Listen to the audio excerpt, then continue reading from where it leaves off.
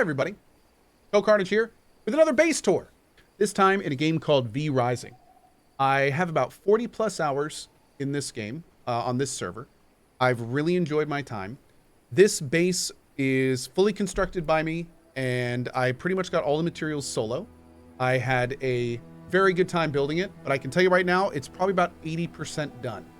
I don't want to do too much more farming or anything because we are going to be playing in 1.0 and I may make a base then as well. So I don't want to burn out too much on it. But I will say that this is mostly the vision I was going for when I built the castle. And it was a lot of fun to do it. So without further delay, let's go ahead and get started. So this is our castle. To start with, we are right here, which is pretty much in the middle of the map. You can see this is the whole map here. Front door leads into our entry area. This is where the whole base started here. This is the original location where I put down my castle heart. Everything kind of started in a nice little rectangle around here and kind of ballooned out as we needed it. A really cool thing about this game is that building rooms makes different engines and production material crafting things work better. So we actually, as we got new technology, kind of grew out and worked out and spread out into this area that we're in now. We got a nice little starting area here. This central area, which is now basically just an entrance hall, used to be where all of our storage was, but that was moved. We're on the outside here. This is our printing press room. We unfortunately got this later in the game, but this is where we would have been mass producing our research materials that we needed. Over here is our beautiful fountain. Love the sound effect. Fantastic. Moving into here, this is our main bank and storage area. All of these are labeled and have their own items and everything processed. This is basically what I do in almost all games like this. I find it very easy to manage my resources that way, and definitely been enjoying it.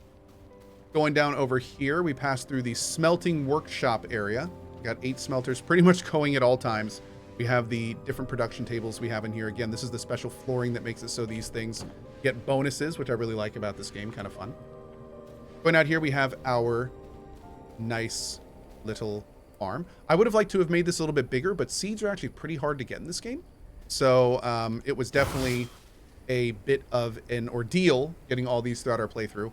But yeah, in our 1.0, I'd like to make this a lot bigger, a lot more fleshed out. Moving into here, this is our Alchemy Room. Not too much in here because not too many engines. I could double up on these, which I probably will next time, and even these as well. But this room definitely did everything it needed to. Going into our tailoring room, got our looms and our skinning canneries in here. This did the job that it needed to, and did it all very well. Moving into here, this is our main workshop with grinders and sawmills. This is like where a lot of the bulk of the production came, with wood and stone, turning those into different things that we used all over the base. Going back to the main hall, we got our servant quarters. These normally, and in our 1.0, all will be glowing red, but this time I didn't really learn until late game how important servants are. If you check out, I also have a tips video. One of the tips I give is not only to really work on servants early in the game, but also to work on this area, which is our prison. As you can see in here, we've got 200%, so we've got 100% fighter and a worker. Again, in our 1.0, all of these will be filled, hopefully, with 100% of the different classes we can be, so then we can drain their blood, use their blood, and then become 100% of whatever we want, whenever we want. So, very cool there. So going back to here, we will come out of the main entrance hall into the throne room. This is our throne room here. Almost all of this is just decor.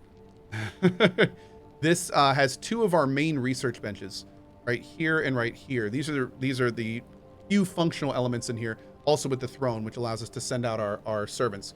But yeah, this is basically just kind of our main hall. I'd say fit for a vampire.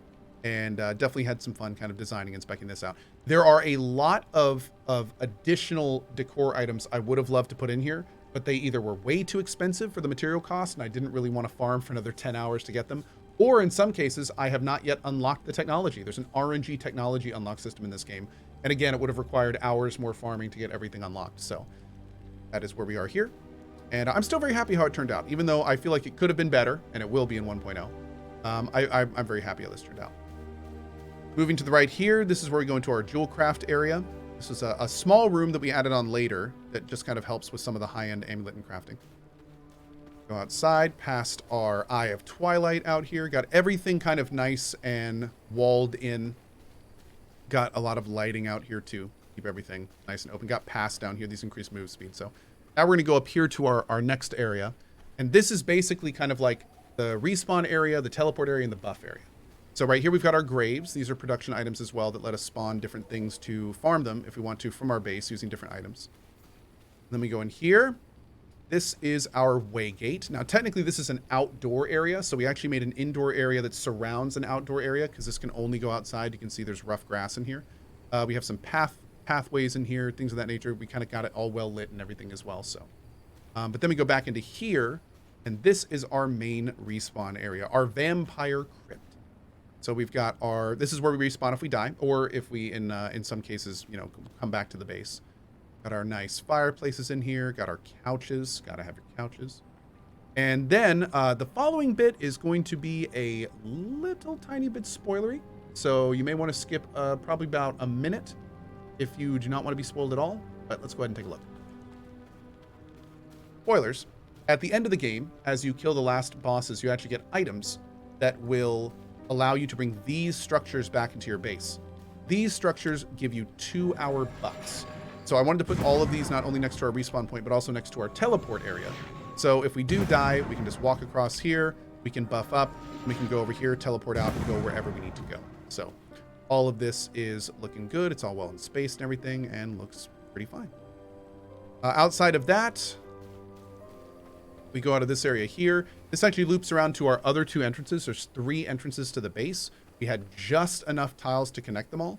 They're all walled in so we don't get too many animals. We got this entrance right here. This is technically the northeast entrance. And then if we run down here, we pass our nice little pond, which unfortunately does not spawn fishing spots. Else we would have done some more kind of fun things with that. Kind of tried to implement it a bit more, I think. Right past our prison to the left and to our north entrance, which is right here. So that is the V-Rising Manor. Carnage Manor, if you will. I hope you enjoyed this little tour. Like I said, I am planning on revisiting this game at 1.0, and at that point, we will probably do another build. I already have lots of different ideas that I would like to do for our next build, and I hope you join us for it. On that note, if you are playing V-Rising, make sure to check out my tips video, things I wish I knew when I started. You can find that elsewhere on my YouTube. Also, please feel free to drop by the channel, twitch.tv/CohhCarnage. We would love to come and see you as we play our future games and probably revisit this one down the road. As always, thanks for your time. Hope you enjoyed the video, and we'll see you later.